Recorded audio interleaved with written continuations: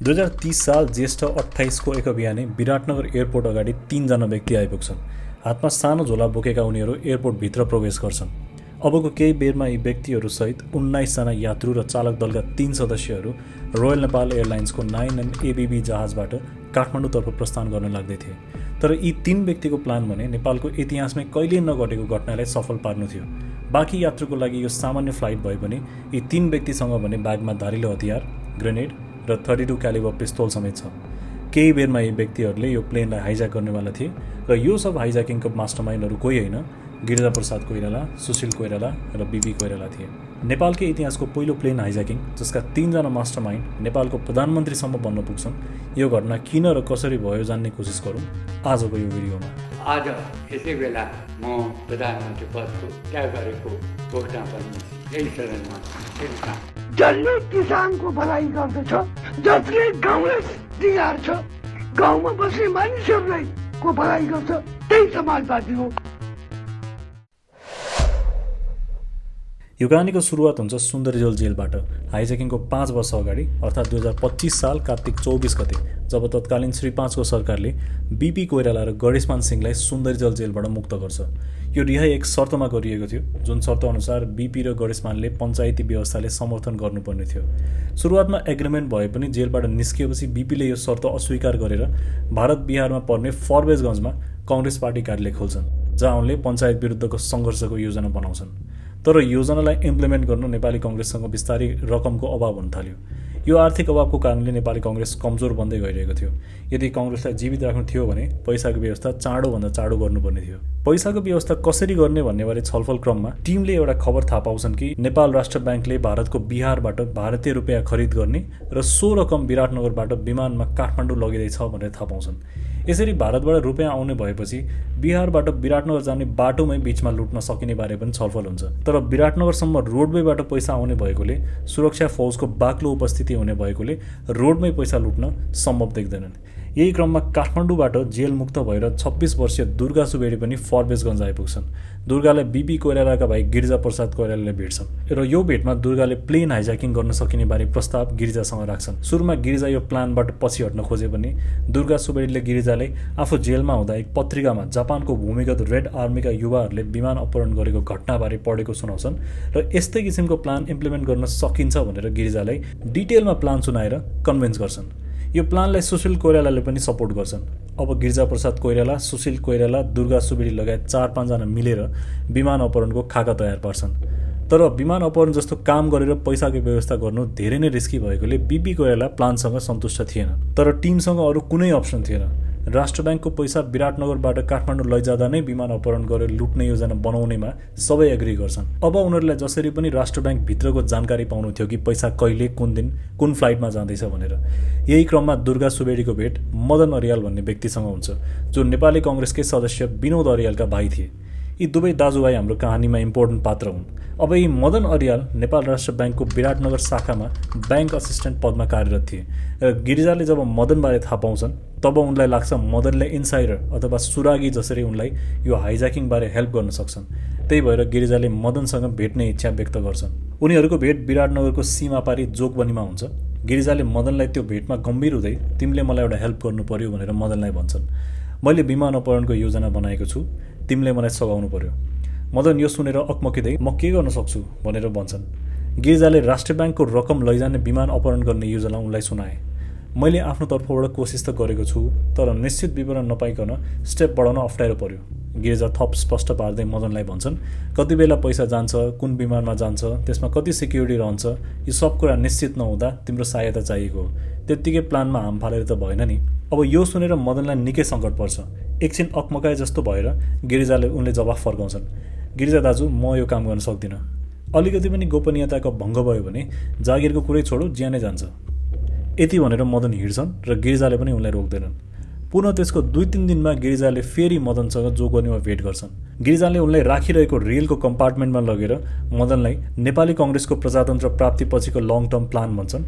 उनीहरूले गरिरहेको सङ्घर्ष, राज्यसँगको लडाईँ यस्तै यावत कुराहरू गरेर मदनको भरोसा जित्ने कोसिस गर्छन्। गिरिजा फेरि मदनलाई भन्दै, अपहरण सफल भयो भने यो संसारकै अत्यन्त सनसनीपूर्ण समाचार बन्नेछ, संसारभरिको मिडियामा एकैचोटि आउनेछ, हाम्रो क्रान्तिमा संसारको ध्यानकर्षण हुनेछ भन्दै सम्झाउँछन्। गिरिजाको भनाइले मदन एकछिन घोरिन्छन्।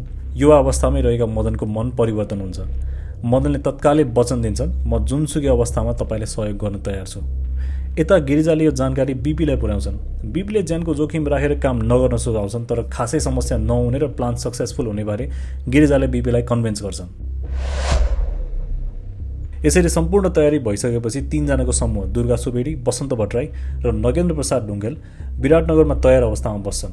त्यति बेलाको प्लेनको भाडा दर रु 175 रुपियाँ रहेको थियो र पक्का इन्फर्मेसन नपाएको कारणले उनीहरूले 2 पटकसम्म टिकट क्यान्सल समेत गर्नु परेको थियो।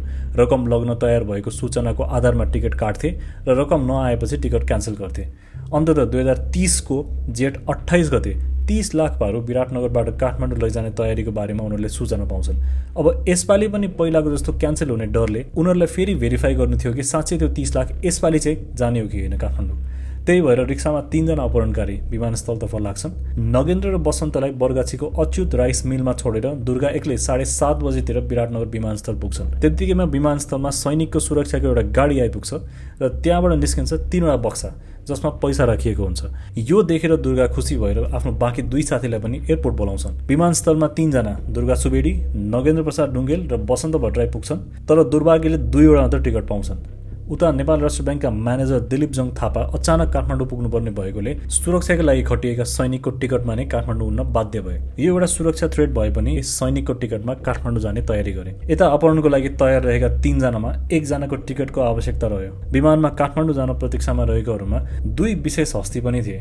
नेपाली चलचित्रका नायक सीपी लोहनी, जसले माइतीघर जस्तो मुभी खेलेका छन्, तथा उनकी पत्नी भारतीय नायिका माला सिन्हा पनि थिए।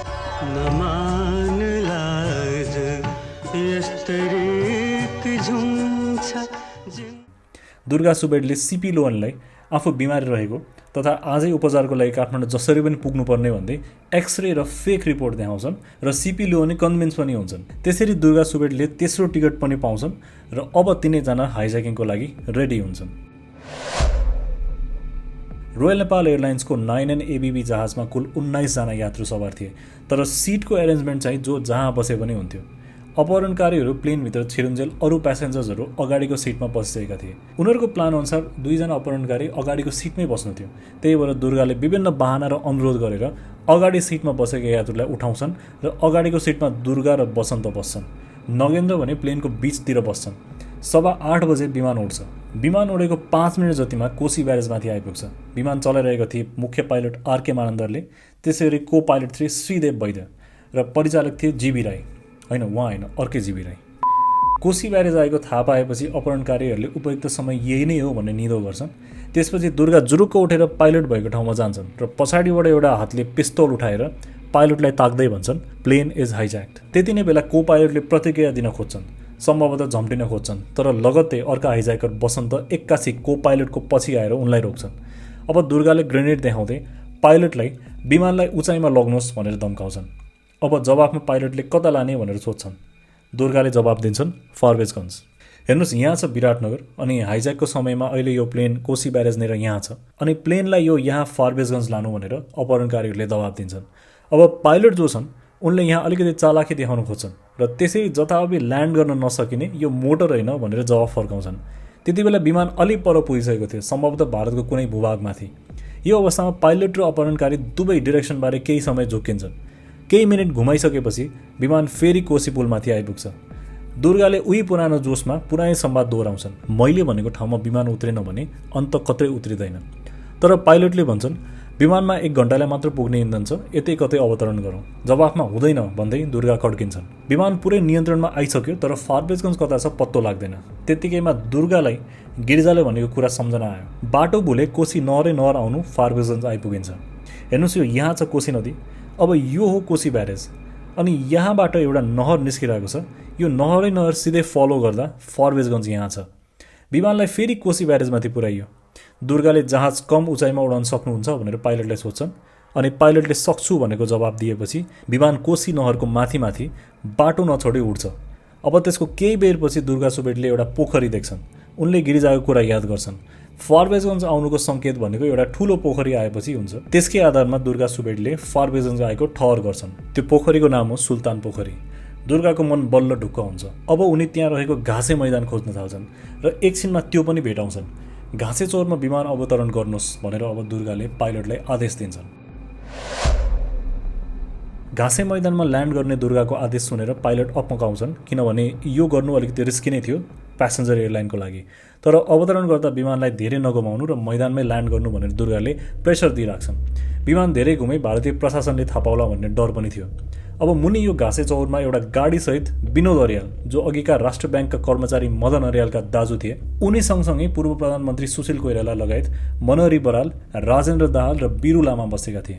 सबैले टाढाबाट विमान देख्छन् र सबै दङ्ग पर्छन्। उनीहरूलाई विश्वास हुँदैन प्लेन देखियो भनेर। विमान एक्कासी तल आउँछ र फेरि माथि जान्छ। यो देखेर विनोदलाई लाग्छ साथीहरूले ठाउँ चिन्न सकेनन्। 2-3 मिनटपछि विमान फेरि देखिन्छ र अब विनोदले प्लेनलाई इसारा पनि गर्छन्।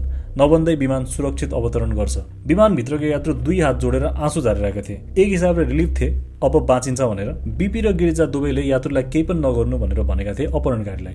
अब यसमा दुर्गा र बाँकी अपहरणकारीले विमानको इन्जिन अफ हुन दिँदैनन् अनि पाइलटलाई यो भनेर धम्काउँछन् कि यदि केही चालाकी गर्ने कोसिस गरियो भने मुनि फिल्डमा भएका अन्य साथीहरूले प्रतिकार गर्छन्। विमान धेरै समय त्यहाँ रोके, अरू केही हुने डर पनि थियो। त्यही भएर पाइलटहरूलाई यो डर देखाउन आवश्यक थियो अपहरणकारीले। केही यात्रु त्यहाँ उत्रन पनि चाहे, तर अपहरणकारीहरूले त्यो झनै रिस्की हुन्छ भनेर दिएनन्। पाइलटलाई अपहरणकारीले इन्स्ट्रक्सन दिन्छन् कि पैसा झिक्न साथ विमानलाई उडाउनु होला भनेर। त्यसैले सोही प्लान अनुरूप अब प्लेनमा रहेको 3वटा बक्सा निकाल्छन् र फिल्डमा रहेको गाडीमा लोड गर्छन्। 10-10 लाख भारतीय रुपियाँ रहेका 3वटा बक्सा थिए। यति भइसकेपछि विमान पुनः आफ्नो गन्तव्यतर्फ उड्छ। सबैजना खुसीले दङ्ग पर्छन्। नेपालको इतिहासमै कहिले नभएको यस्तो अपहरण सक्सेसफुल भएको थियो। तर काम भने अझै सकिएको थिएन। प्रशासनले थाहा पाउनु अगाडि उनीहरू त्यहाँबाट निस्केर पैसालाई कतै सेफ ठाउँमा लानु थियो। त्यही भएर अबको प्लान अनुसार गाडीलाई त्यहाँबाट निकाल्नु थियो र दार्जिलिङतर्फ जानु थियो। विमान अपहरण भएको खबर फारबेजगञ्ज स्थित जगदीश मिल परिसरमा रहेको घरसम्म पुग्छ। विमान अपहरण भइरहेको बेला बीपी र गिरिजाप्रसाद कोइराला यही घरभित्र थिए।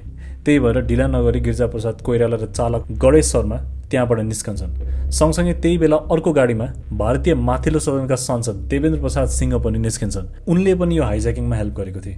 तीनटै गाडीको भेट एउटा जङ्सनमा हुन्छ। यहाँबाट उनीहरूले त्यो पैसालाई गिरिजा र देवेन्द्र प्रसादको गाडीमा आधा आधा गरेर लोड गर्छन् र जुन बक्सामा पैसा लिएको थियो त्यो बक्सालाई डिस्ट्रोय गर्छन्, खोलामा फालिदिन्छन्।